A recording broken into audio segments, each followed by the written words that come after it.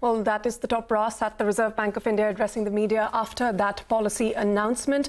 Apart from what we already heard in the morning, I think some of the additional comments coming in from the RBI governor, specifically on concerns about financialization of savings and how that is impacting bank deposits, and the governor making his stance very clear.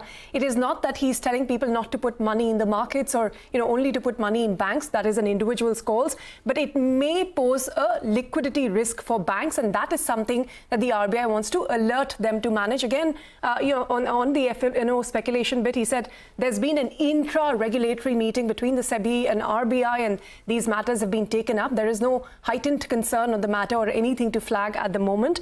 But anyway, let's get back to the macros and what was said earlier in the morning. And we have a panel of experts joining us again: Sakshi Gupta of HDFC Bank, Neeraj Gambhir of Axis Bank, and Soumya Kanti Ghosh of State Bank of India. To pass through some of these comments that are coming in. Mr. Neeraj Gambhir, let me quickly start with you. Not much movement on the bonds. I just wanted to start by asking you what were some of your key takeaways and any additional information coming in from what the governor was just saying at the press conference. So the policy was by and large on the expected lines. I think we saw focus on inflation, given that growth is holding up. I thought the commentary on inflation was a little bit on the, if I may use the word, hawkish side, in the sense that the focus to say that our priority is headline inflation and not necessarily just the core inflation. So I think that was making sure that the market doesn't run ahead of itself and starts pricing in a change in the stance or a change in the rates per se, given what's happening in the rest of the world. But besides that, I think it was pretty much along the expected lines, and it is getting reflected in the market behavior as well. Bonds are kind of holding up. Here onwards, I think the key issue will be that how fast we see inflation to start aligning with the RBI's objective. And if you look at their forecast, I think it's not going to happen even in Q1 of next fiscal year. So I feel that we are still looking at a somewhat prolonged pause from RBI, and there isn't really any case at this point in time for a change in the either the stance on the rates just now. I think they will wait for some more data, and they will wait for some more action to emerge on the international side before making any changes. Oh yes, inflation at 4.4 even by the first quarter of next year. But Sakshi, some of your thoughts, and if you also read into the governor's repeated warnings on food inflation and why it is so important for the MPC to focus on food inflation, which impacts the common man, and to that durable alignment to the 4% target before they can pivot. Did you also sense a bit of a hawkish tilt, and how does that alter your expectations of when you will see that pivot? Right. No, I agree. I think today's policy, at least the commentary on inflation and the emphasis on the fact that, the RBI is going to look at headline inflation, because food inflation constitutes about 46% of the consumption basket, how it is measured right now. I think a lot of this commentary, is an effort, or I read it as an effort from the RBI to push back against any dovish expectations that might build up, because what we've seen on the global front and the expectations of rate cuts from the Fed.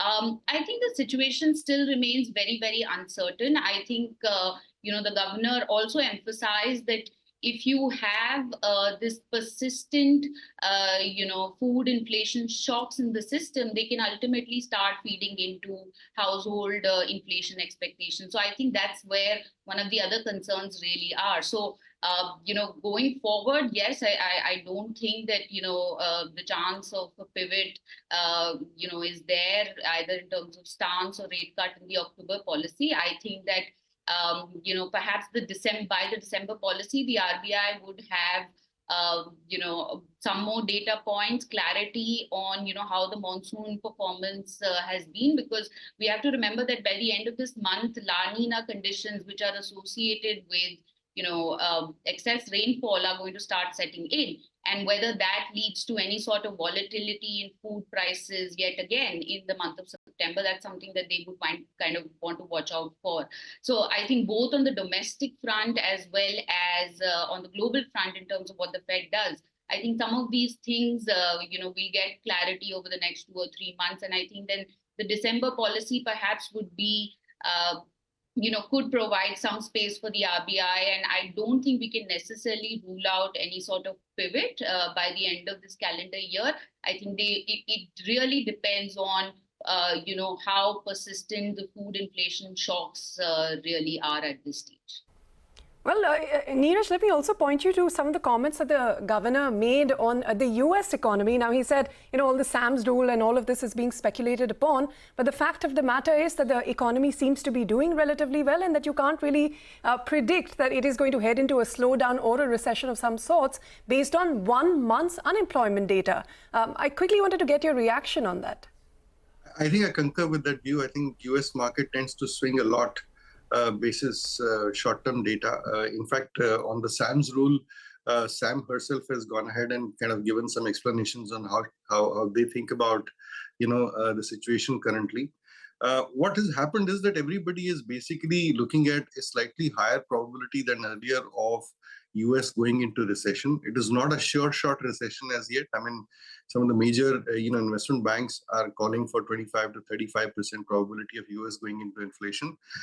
I don't think the situation is there where Fed has to either consider an emergency rate cut or a higher than 25 basis points rate cut in September meeting.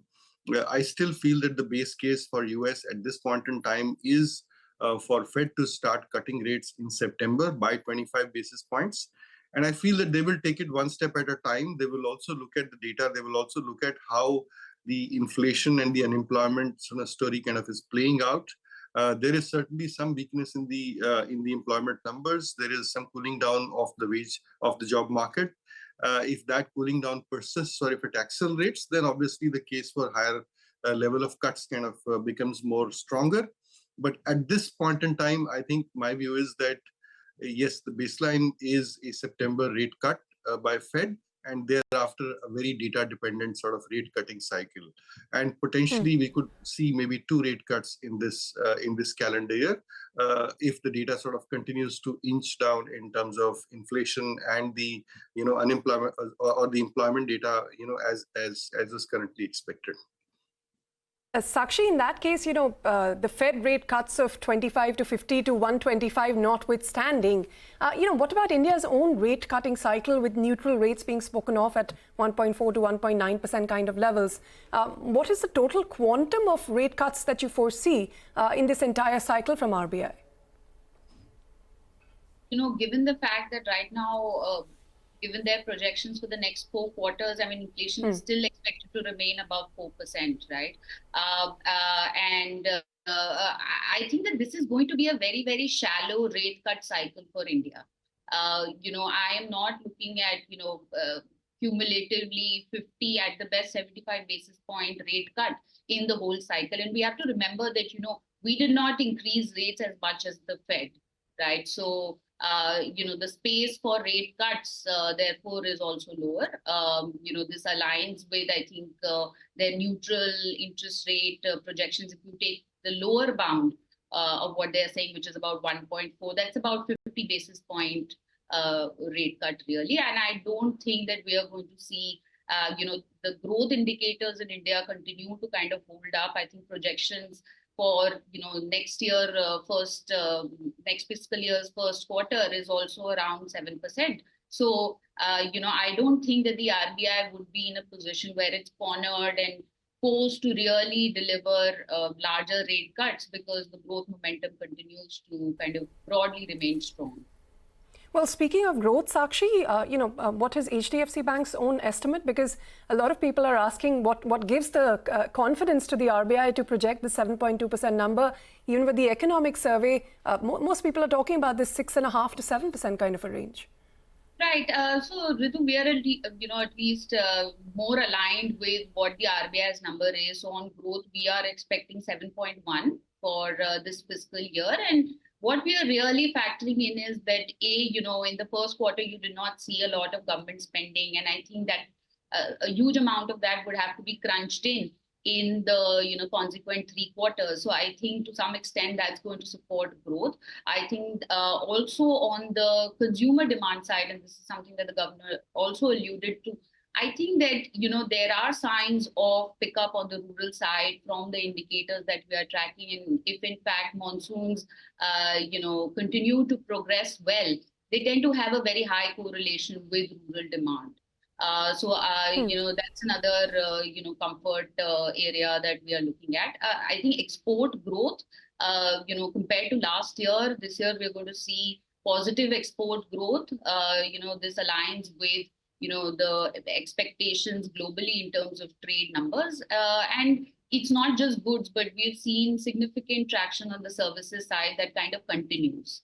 So I think broadly we are looking at 7.1 for the growth number. Of course, there are base effects, distortions that are pulling up this number.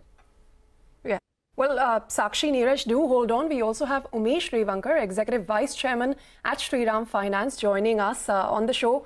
Mr. Revankar, thank you very much for your time here on CNBC TV18.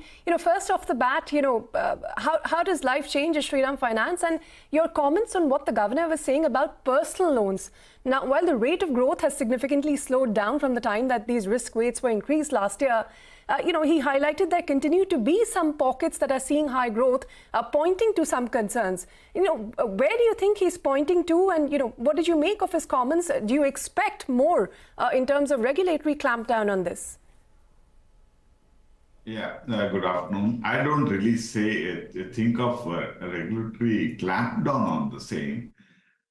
Yes, there were high growth in the last year on the personal loan, especially loan originated from the digital platform, and where physical reach to the customer was not there, and the application of the money was little unknown. So the RBI was worried about the application of money and especially if it is for only consumption. So when you keep raising money for consumption, then you are getting high leverage. So that's the worry. And I think RBI has cautioned the bank and they cautioned the entire industry, I should say. So there has been slowdown. We have restricted in the sense, we have put stricter credit rule engines to see that we know the application of money, so that the lending goes into productive purpose. So that's the main idea. Well, Mr. Revankar, you don't have to worry about deposits yet, but given your past experience, let me also ask you about the top-up home loans. There again, the Reserve Bank of India pointing out that some of the banks, perhaps some of the NBFCs, not adhering to the loan-to-value ratio and some of the regulatory guidelines. Generally, as an industry veteran, if you could give us a sense of where these concerns may arise and what could be done from a regulatory point of view to curb this. No, basically the top-up loan on any asset, when you give support of asset, when you give, especially housing loan, you have to maintain an LTV. If you have given an LTV loan of around 80%, if the customer has repaid money, and if at all any top-up you give, it has to be within that 80% LTV. So that's the understanding, and we should not be topping up so that the top-up loan against the security should not become a personal loan kind of a product. That's where RBI has been cautioning, and they insist that it has to be, LTV need to be maintained so that secured loan remains secured. That is the main idea.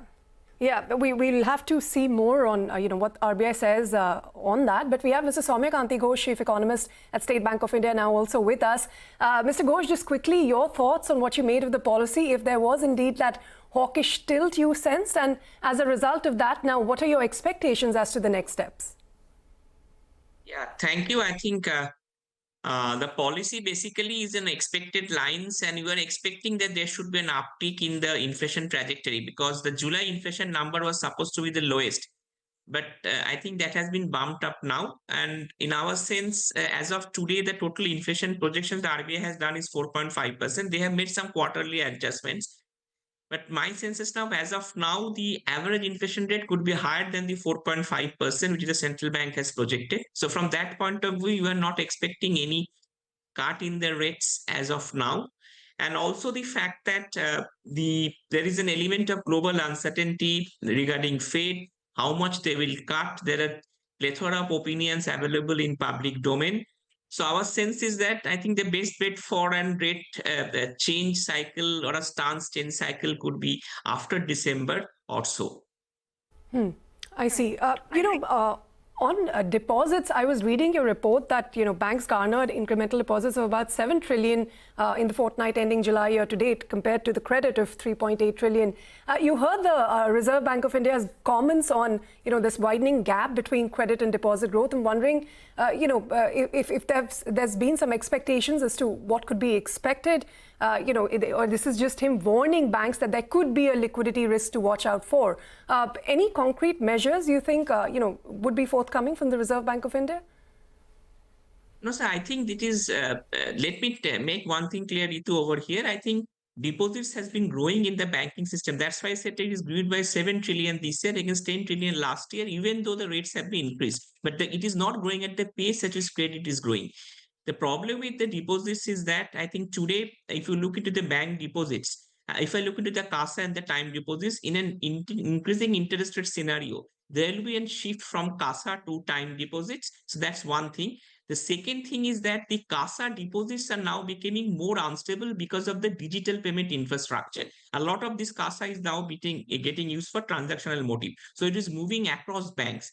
And also the fact that today the RBI has made a provision that you can pay tax now up to 5 lakhs. So that means that there will be a further leakage of UPI through the government to these tax payments. Having said that, I think deposits, all banking sector deposits stay within the financial system. But the point is that at some point of time, there is also a leakage. The leakage generally happens in terms of the tax payments. It also in terms of the RBI regulations. And given the fact that currently deposits, return on deposits, if I adjust for the real rate of returns and the inflation rate, they are much lower than what an alternate investment avenues are offering. So I think there are reasons to believe that there needs to be possibly some thought on the deposit mobilization of the banks going forward.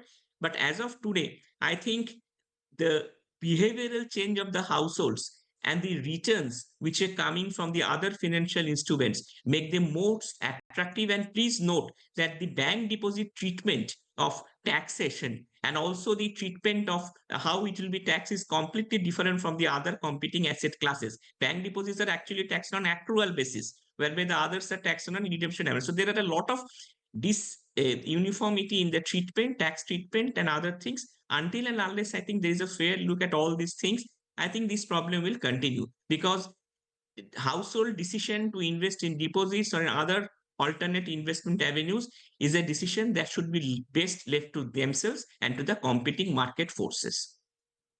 All right, we're going to leave it at that. Mr. Neeraj, Gambhir, Mr. Soumya, Kanti, Ghosh, Sakshi, Gupta and Mr. Umesh Revankar, thank you very much for staying with us and helping us understand the Reserve Bank of India's monetary policy. On that note, we're going to slip into a short break, but don't go anywhere. We're back in just a moment with more news and updates.